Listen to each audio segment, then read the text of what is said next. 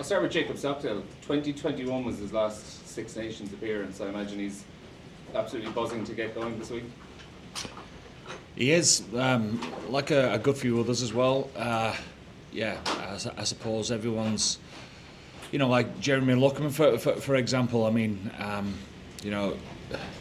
everyone who doesn't get a chance or drops out of the squad is always trying to fight to get back in and be fought hard enough to earn the right to take responsibility in a big game. That's the Six Nations, the opening game, which is here in Paris. So it doesn't really get any bigger than that. So it's a fantastic opportunity, isn't it?